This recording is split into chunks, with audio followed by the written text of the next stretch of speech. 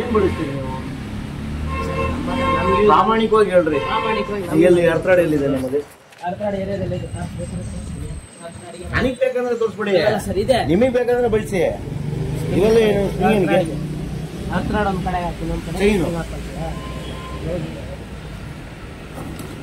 ಅದೇನ್ರಿ gloves ಹಂಗೆ ಇಟ್ಕೊಂಡಿದ್ದೀರಾ?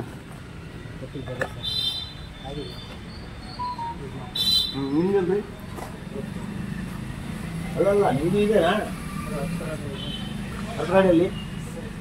ಅದು ಅರ್ಥಾಡ ಹೆಂಗಿರುತ್ತೆ ಅರ್ಥಾಡು? ನೋಡಿದ್ದೀರಾ ಅರ್ಥಾಡ್? ನೋಡಿದ್ದೀರಾ ಹೆಂಗಿರುತ್ತೆ ಅದು?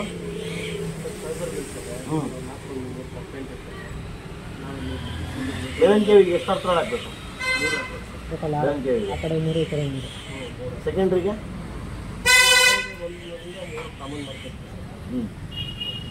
ಎಷ್ಟು ವರ್ಷ ಆಯ್ತು ಅಪಾಯಿಂಟ್ ಆಗಿ? ಹೇಳಿರಿ, ನಿಮ್ಮ ಹತ್ರ ಇದೆ ಏನು? ಏನಿಲ್ಲ, ಬರೀ ಗ್ಲೌಸ್ ಮಾತ್ರ ಇದೆ.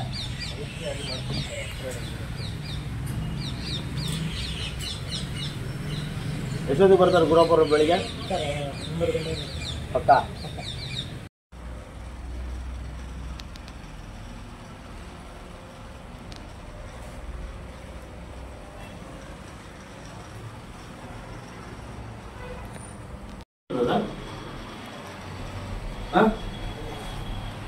ಇದೆಯಾ ಇಲ್ವೋ ವ್ಯತ್ಯಾಸ? ಮತ್ತೆ ನೀವು ಸ್ಲೀಪರ್ ಮೇಲೆ ಡಿಪೆಂಡ್ ಮಾಡ್ಕೊಂಡು ಆಫೀಸ್ ಬಿಟ್ಟು ಹೋಗ್ತೀರಿ, ಹಿಂಗೆ ಬಾಗಿಲು ಬಿಟ್ಬಿಟ್ಟು. ಆಯ್ತು ಚೌಡ ರೆಡ್ಡಿ ಅವರೇ, ನಾನು ಹೇಳ್ತಿರೋದು ನೀವು ರೀಡಿಂಗ್ ಮಾಡೋದೇ ತಪ್ಪು. ನಿಮ್ಮ ಜೆಇ ಮಾಡಬೇಕು 40 HP ರೀಡಿಂಗ್. ಕರೆಕ್ಟ್ ಹೌದಲ್ವೋ? ನೀವು ಓವರ್ಸೀರಾ ಅಥವಾ ಲೈನ್ ಮೇನ ಅಥವಾ ಮೀಟರ್ ಇಡ್ರಾ? ಅಪಾಯಿಂಟೇ ಓವರ್ಸೀರಾ ನೀವು? ಮೀಟರ್ ಇಡ್ರು ಆದರೂ ಓವರ್ಸೀರಾಗಿದ್ದೀರಿ ಇವಾಗ, ಕರೆಕ್ಟ್ ಅಲ್ವಾ? ನಿಮ್ಗೆ ಓವರ್ಸೀರ್ ಪ್ರಮೋಷನ್ ಏನು ಬಂದಿಲ್ಲ, ಮೀಟರ್ ಇಡ್ರೆ ನೀವು.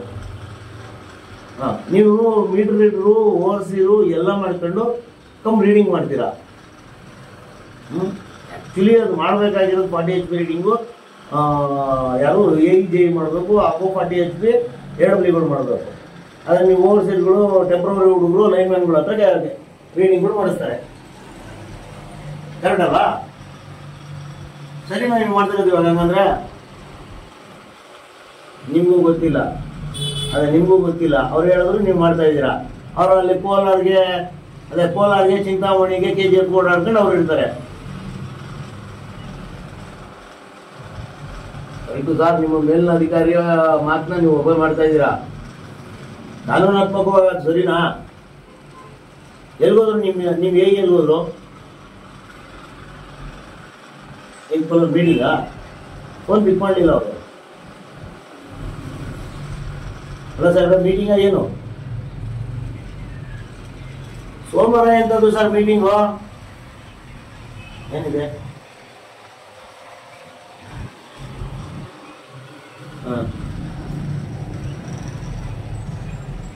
ಬೆಳಿಗ್ಗೆ ಎಷ್ಟೊತ್ತಿಗೆ ಬಂದಿದ್ದು ನಿಮ್ಮ ಬೆಳಿಗ್ಗೆ ಎಷ್ಟೊತ್ತಿಗೆ ಬಂದಿದೆ? ಸೇಫ್ಟಿ ಮೀಟಿಂಗ್ ಮಾಡಿದ್ದೀರಿ ಅವತ್ತು? ಎಷ್ಟೊತ್ತಿಗೆ ಮಾಡಿದ್ರು ಸೇಫ್ಟಿ ಮೀಟಿಂಗು? ಫೋಟೋ ಸಿಗ್ಬೋದಾದ್ರದ್ದು ಇವತ್ತು ಸೇಫ್ಟಿ ಮೀಟಿಂಗ್ ಮಾಡೋದು? ಟೋಟಲ್ ಎಷ್ಟು ಸ್ಟಾಫ್ ಇರೋದು ನಿಮ್ಮದು? 7 ಜನ ಅಂತಾರೆ, ನೀವು 10 ಜನ ಅಂತೀರಾ. ನಿಮ್ಮ ಹೆಣ್ಗಳು 7 ಜನ ಅಂತಾರೆ, ನೀವು 10 ಜನ ಅಂತೀರಾ. ಓಕೆ,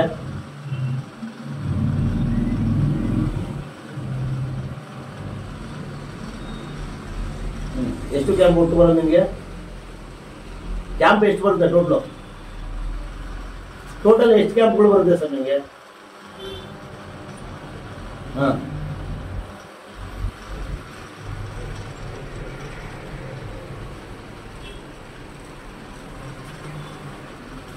ಆಯ್ತು. ಕೆಲಸ ಮಾಡುವಾಗ ಸೆಲ್ಫಿಗಳೆಲ್ಲ ತಗೊಂತಾರಲ್ಲ, ಅಂಥದ್ದೇನೋ ಒಂದು ವರ್ಷ ನೀವು ಕೆಲಸ ಮಾಡುವಾಗ ಹೆಲ್ಮೆಟ್ ಇಲ್ಲ ನಿಮ್ಮದು?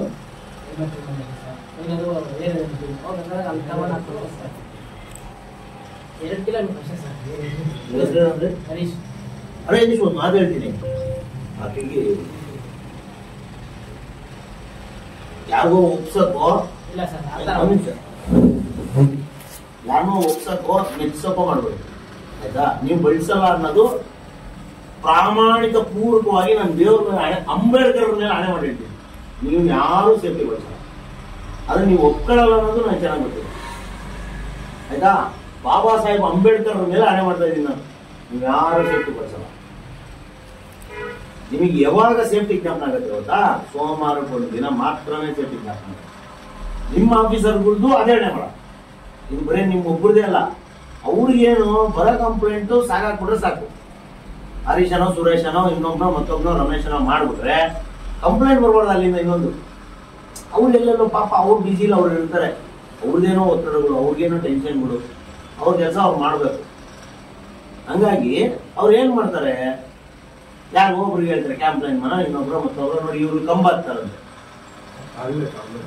ಅವ್ರು ಹೇಳಿದ್ದು ಐಟಿ ಕಂಪ್ಲೇಂಟ್ ನಾನು ಕಂಬ ಹತ್ತೀನಿ ಏಣಿ ಹಾಕೊಂಡು ಕಂಬ ಹತ್ತೀನಿ ಅಂದ್ರು. ಇವಾಗ ಏನು ಹರೀಶ್, ಒಂದು ಘಟನೆ ನಡೀತು ಗೊತ್ತಾ ಬೇತ್ಮಂಗಲದಲ್ಲಿ? ಗೊತ್ತಾ? ಎಷ್ಟು ದೂರ ಬೇತ್ಮಂಗಲ ನಿಮ್ಗೆ? ಇಷ್ಟೇನಾ? ಬೇತ್ಮಂಗಲದಲ್ಲಿ ಟೆಂಪ್ರವರಿ ಹುಡುಗ ಅವನು 11 kV ಜಂಪ್ ಮುಟ್ಟಿ ಕೆಳಗಡೆ ಬಿದ್ದು ಸೊಂಟದಿಂದ ಕೆಳಗಡೆಗೆ ಸ್ವಾಧೀನ ಕಳ್ಕೊಂಡಿದ್ದಾನೆ. ಗೊತ್ತ ವಿಷಯ? ಗೊತ್ತಿಲ್ಲ. ಯಾಕೆ ಗೊತ್ತಿಲ್ಲ? ಹೇಳ್ತಾರಲ್ಲ, ಗೊತ್ತಲ್ವಾ? ಏನ್ ಹೇಳ್ತೀನಿ ಅಂದ್ರೆ, ಯಾರೋ ಒಬ್ರು ಬಂದು ನಿಮ್ಗೆ ಎಕ್ಸಸ್ ಮದುವೆ ಆಗಿದ್ಯಾ? ನಿಮ್ ಮದುವೆ ಆಗಿದೆಯಾ? ಎಷ್ಟು ಜನ ಮಕ್ಕಳು? ಎಷ್ಟು ವಯಸ್ಸು ಅವ್ರಿಗೆ?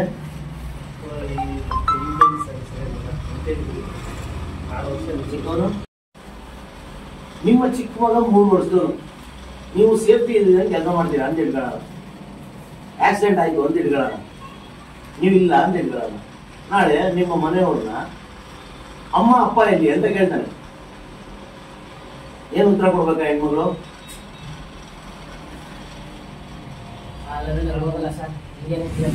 ಮೀಟರ್ ರೀಡರ್ ಬಂದ್ರು ಕರೀರಿ ಅವ್ರು ಮೀಟರ್ ರೀಡರ್. ನಿಮ್ಮ ಹೆಸರೇನು? ವೆಂಕಪುರ. ನಾನು ಕೇಳಿದ ಪ್ರಶ್ನೆ ಅರ್ಥ ಆಯ್ತು ನನಗೆ. ಯಾರು ಪರ್ಮನೆಂಟ್ ನೀವು ಸೇಫ್ಟಿ ಬಳಸ್ತಾ ಇಲ್ಲ ಅನ್ನೋದು ಶತಸಿದ್ಧ ಆಲಿಖಿತ ನಿಯಮ. ನಾನು ಬರ್ಕೊಡ್ತೀನಿ. ನೀವು ಸೇಫ್ಟಿ ಬಳಸಿ ಪ್ರತಿದಿನ ಕೆಲಸ ಮಾಡಿದ್ರೆ ಅದೇ ಅಂಬೇಡ್ಕರ್ ಮೇಲೆ ಹಣೆ ಮಾಡ್ಬಿಡ್ತೀನಿ ನೋಡೋದು. ಮಾಡ್ರಿ ಹಣೆನ.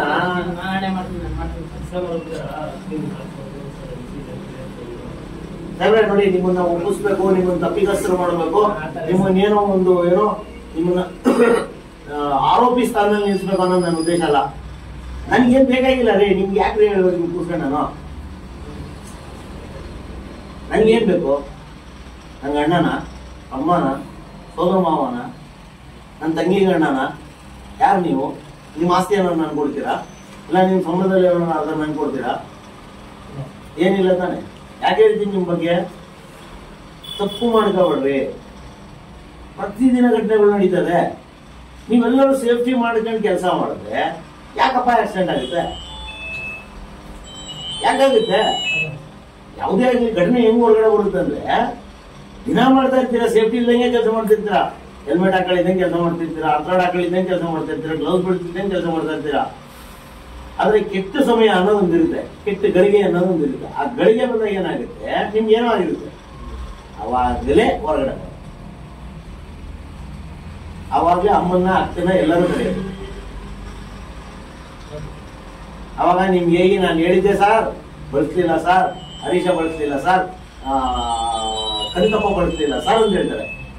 ಆದ್ರೆ ನಿಮ್ಗೆ ಏಜ್ ಎಲ್ಲೂ ಹೇಳಲ್ಲ, ನಂಗೆ ಗೊತ್ತಿದೆ. ಖಂಡಿತವಾಗ್ಲೂ ಹೇಳಲ್ಲ. ಆದ್ರೆ ಘಟನೆ ನಡೆದ ಮೇಲೆ ಹೇಳೋದೇನಂದ್ರೆ, ಇಲ್ಲ ಸರ್ ನಾನು ಹೇಳಿದ್ದೆ ಬಳಸಿ ಅಂತ, ಬಳಸಿಲ್ಲ ಸರ್, ನನ್ಗೇನು ಗೊತ್ತಿಲ್ಲ. ಇನ್ನೂ ಎಕ್ಸ್ಟ್ರೀಮ್ ಲೆವೆಲ್ ಹೋದಾಗ ಏನಾಯ್ತು, ನಾನು ಹೇಳೇ ಇದ್ದಿಲ್ಲ ಸರ್ ಕಂಪ್ಲೇಂಟ್, ಅವನ್ ಪಾಡ್ಗೆ ಅವ್ನು ಹೋದ ಸರ್. ಮೊನ್ನೆ ಬೆಳ್ತಂಗಡಿಲಿ ಒಬ್ಬ ಲೈನ್ ಮನ್ಸ್ ಗೊತ್ತಾ? ಸುಂಕುತ್ತೇಟಲ್ಲಿ ಒಬ್ಬ ಲೈನ್ ಮನ್ಸ್ ಗೊತ್ತಾ? ಯಲಹಂಕದಲ್ಲಿ ಒಬ್ಬ ಲೈನ್ ಮನ್ಸ್ ಗೊತ್ತಾ? ಮೊನ್ನೆ ಕೊಟ್ಟೂರಲ್ಲಿ ಒಬ್ಬ ಹೆಣ್ಮನ್ಸ್ ಅಂತ ಗೊತ್ತಾ? ಗೊತ್ತಿಲ್ಲ, ಮಾತಾಡಿ ಸರ್. ಏನ್ ಕರ್ಕೊಬರ ಗೊತ್ತಾಯ್ತಲ್ಲ ಕೇಸ್ಗಳು ನಿಮ್ಗೆ? ನಿಮ್ಮದೇ ಸಹೋದರರು, ನಿಮ್ಮದೇ ಲೈನ್ಮ್ಯಾನ್ಗಳು. ಮೊನ್ನೆ ರಾಮನಗರದಲ್ಲಿ ಒಬ್ಬರು ಟೆಂಪ್ರವರಿ ಹುಡುಗ ಗೊತ್ತಾ? ಅಂದ್ರೆ ಪ್ರತಿದಿನ ನೀವು ಕರೆಂಟ್ ಅಲ್ಲೇ ಕೆಲಸ ಮಾಡ್ತೀರ. ಎಲ್ಲಿ ಮನೆ ನಿಮ್ದು? ಮನೆಯಲ್ಲಿ ಹೆಂಗಾದ್ರು ಮಾಡಿದ್ದೀರಾ? 6 ವರ್ಷ 3 ವರ್ಷದ ಮಗ ಇದ್ದಾನೆ.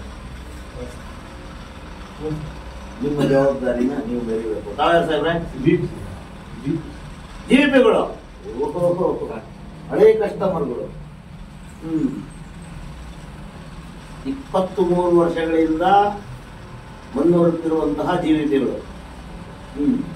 ಪರ್ಮನೆಂಟ್ ಆಗುತ್ತೆ ಅನ್ನೋ ಕನಸಲ್ಲಿ ಎಷ್ಟು ವರ್ಷ?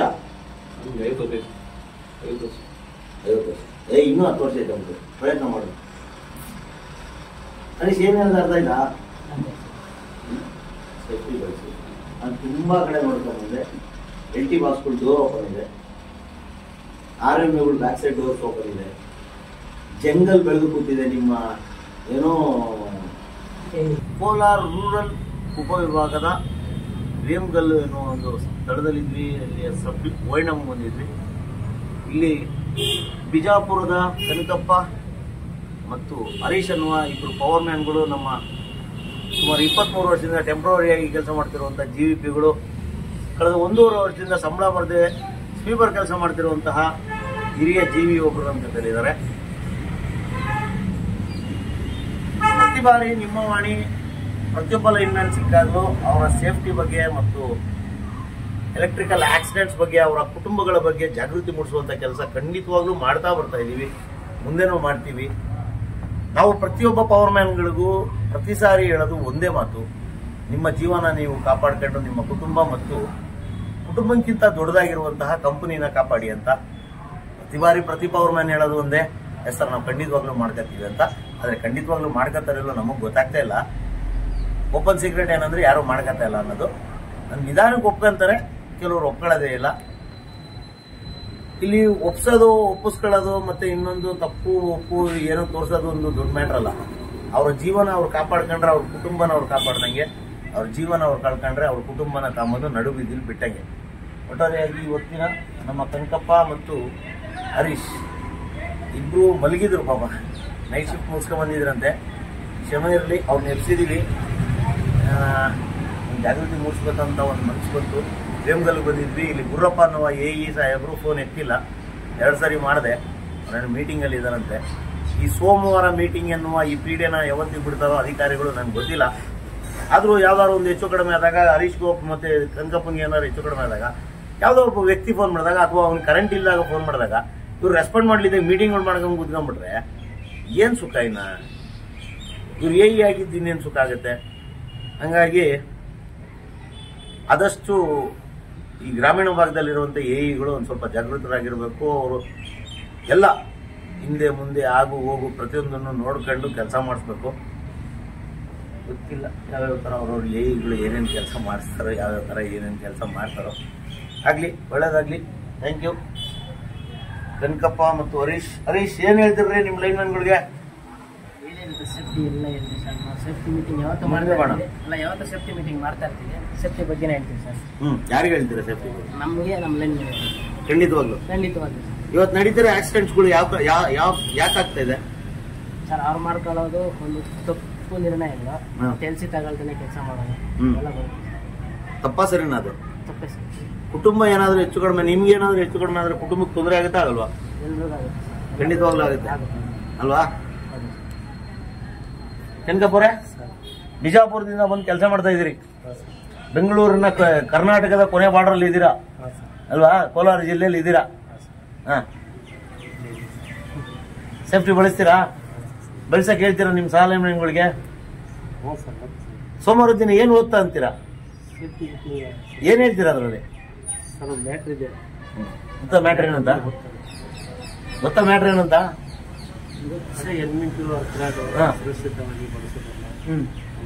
ನಾನು ಬಳಸಿ ನನ್ನ ಸಹಪಾಠಿಗಳಿಗೂ ಹೇಳ್ತೇನೆ, ನಾನು ಮತ್ತು ನನ್ನ ಕಂಪನಿಯನ್ನು ಕಾಪಾಡುತ್ತೇನೆ, ನನ್ನ ಕುಟುಂಬವನ್ನು ಕಾಪಾಡುತ್ತೇನೆ. ಹೇಳ್ತೀರಲ್ಲ? ಹಾ, ಹೇಳ್ಬಿಟ್ಟು ಮತ್ತೆ ಮುಂದಕ್ಕೆ ಹೋಗ್ಬಿಡೋದು ಮನೆಗೆ.